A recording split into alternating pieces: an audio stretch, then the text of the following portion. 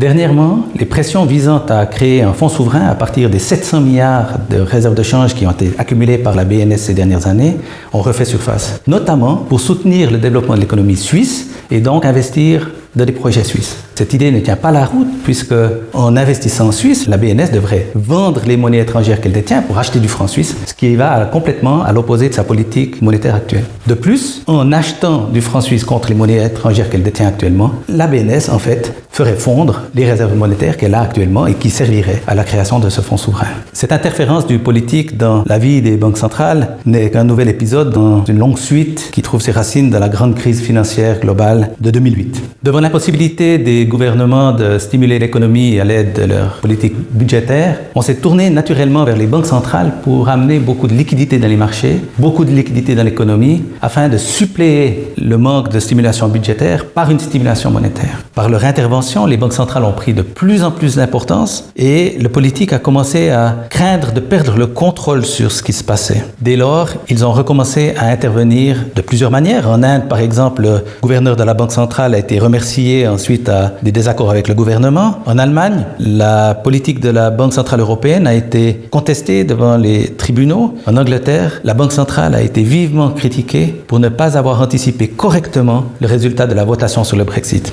Et puis, aux États-Unis, le Congrès américain a mis en examen 2 textes de loi visant à considérablement restreindre la liberté d'action de la Réserve fédérale américaine. Si le politique cherche à dominer la Banque centrale, c'est que cela lui permet de prendre le pouvoir sur la création monétaire. Si on a le pouvoir sur la création monétaire, on peut financer n'importe quoi. C'est ce qu'on a observé dans le passé. Plusieurs épisodes illustrent cette situation, comme les guerres napoléoniennes et la Première Guerre mondiale, où on a clairement demandé aux banques centrales d'imprimer les billets qui ont servi à financer l'effort de guerre. Pour en revenir à la situation suisse, si la BNS a du succès dans son entreprise d'affaiblir le franc suisse, elle va immanquablement dégager des dizaines de milliards de bénéfices sur son bilan. Nul doute qu'un tel montant suscitera rapidement beaucoup de convoitises. Et on oubliera certainement alors, très rapidement, toutes les critiques qu'on a fait à l'égard de la BNS lors de l'abandon du taux plancher et toutes les pressions que l'on a exercées pour la création d'un fonds souverain.